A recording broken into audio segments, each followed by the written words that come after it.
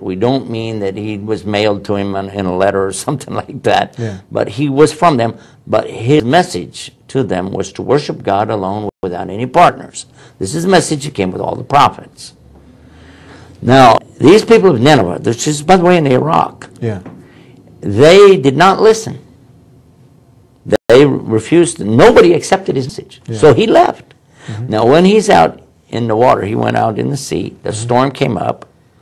And as a result, the people on the ship tried to figure out what was the bad luck that was happening to him. They determined that it was him. They threw him overboard.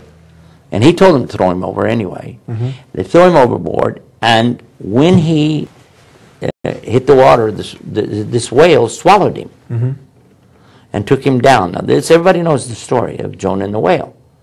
But what we find is that he would have been there until the day of judgment had he not said this phrase. And this is gone from the Bible. The phrase is, La ilaha illa anta subhanaka inni kuntu minad dhalimin. Usually translated to English as, the praise is to you, Allah, and the glory and the majesty. And verily, the wrongdoing here, it is me who has done it to myself. Inni kuntu minad dhalimin. Verily, I'm from the wrongdoers. In other words, he didn't blame God because he's in the whale. Anybody could have done that. Anybody could say, what am I doing in here? What did I do to deserve this? We always find ourselves saying that every day about this or that. What did I do to deserve this? We find human beings are saying that. But in this case, he didn't say that. He said, the praises to you, God. Glory and majesty to you. This wrongdoing, the reason that I'm here is a result of my own wrong thinking and my own wrong actions. And by saying that, immediately Allah caused the whale to take him and spit him back, and he went back to his people. And he was amazed to find that all of them, in his absence, had embraced his belief of only one God. And for that reason, Allah preserved that city until just our decade. All these centuries upon centuries, millennium after millennium, that place has been saved there in Iraq. And only now, since Mr. Bush went over there, he went during his administration, has we've had a problem with the name of that place. You know, they changed it. How would you go? I'm going to just take a... Sorry for getting on the politics. No, I want to just take one turn in another direction real quickly. When we talked about the garden, and we're talking about a whale, and now somebody who isn't really up into Islam as much as we are, meaning that they haven't seen all the evidences and things haven't been presented to them, has it been to us, so we know with conviction, full conviction, that this is from the Creator of the heavens and earth. All these things are true. How about someone who might be an atheist, somebody who might really be maybe agnostic, and he hears this story about a man swallowing a whale, two people in a garden. Actually, the whale swallowed the man. The whale swallowed the man.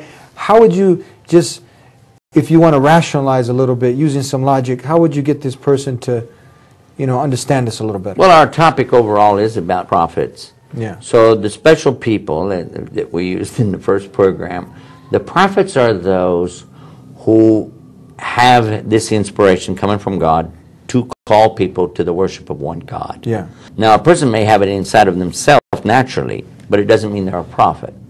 But when going around calling people to it, then there are some little tests that you can do to see if he is a special prophet person. Yes. Now, first of all is that they would have to have an exceeding character. Their way about them would have to really be very moral, very upright, with no bad habits in there. Like smoking, for instance, may or may not be a very serious problem for an average person. They might say, oh, it's not that big of a deal. But for a prophet, it would be absolutely no way. Yeah. Because this would be a habit that could be mimicked by the followers and considered to be good. And he couldn't have bad habits that could be mimicked by his followers. That'd be one. Another is that his call would have to be exactly the same call as the call of Adam. Now, Adam, as we mentioned before too, is having a message of only one God, because he's the only person there anyway, so he's having a relationship immediately with one God. There isn't any intercessor whatsoever, because it's just him and God. Now, the devil tries to get in there and mess him up, but he knows there's only one God. He's worshiping only one God. So whatever he would have told his children would have been about one God. So that's definite. And you'll notice that when you read in any of the actual scriptures, that whenever Adam or Abraham or Moses are mentioned, there is this talk of one God, one God, one God. Now, getting back to Adam, we almost wrapping up with the show. Tell us, did he worship Jesus? Did he worship a God who had a son? Did he do any of these things that many people across the globe are doing today? Absolutely not. It would be impossible for Adam to have, as we've said, there weren't any other people. It would be silly. Yeah. It wouldn't even be a subject to go to because he's the first person. How could he worship someone who's going to come from his own loins? Mm-hmm. How is he going to worship or pray to or ask intercession from one who is not even born yet? He's praying directly to God. Now, if you want to talk about Jesus, this is a whole subject. We could have a program, I think, about it. But let us keep in mind that even what they have today in their English translations of ancient manuscripts that are without really basis because they're not sure which ones really came from anybody who knew Jesus. I'm talking about the actual physical manuscripts. But even that, when they ask Jesus, what's the greatest commandment? And you can read it in English today. It says, to know, O Israel, the Lord your God is one Lord. And you have to give him your full love from and all love him or worship him with all your heart, all your mind, and all your strength. Well, this is the same teaching in Islam. It's not different. It's not until other people come along and try to say, well, that means this and it means that. For instance, somebody could say, well, all your mind and all your heart and all your strength right there, those are three things, right? Mm-hmm. So well, that means I'm three too then, doesn't it? You know, so this is, it becomes ridiculous to try to associate Adam with something like that. What else can you tell us before we run out of time and close about the first man, Adam? One of the things I think it's important for us to remember is that Adam was human, and he was normal. He made a sin, and he asked to be forgiven. He asked God to forgive him. God forgave him.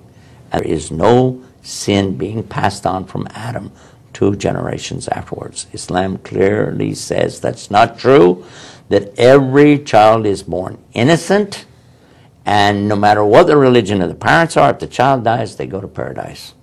They go to paradise. Mm-hmm. The child is not guilty of what the parents do. It isn't until they're old enough to make their own decisions and make their own choices that God holds them accountable. So this idea that now all of us are cursed because Adam ate the fruit. Well, there's the emphasis more so on the women even than the men, according to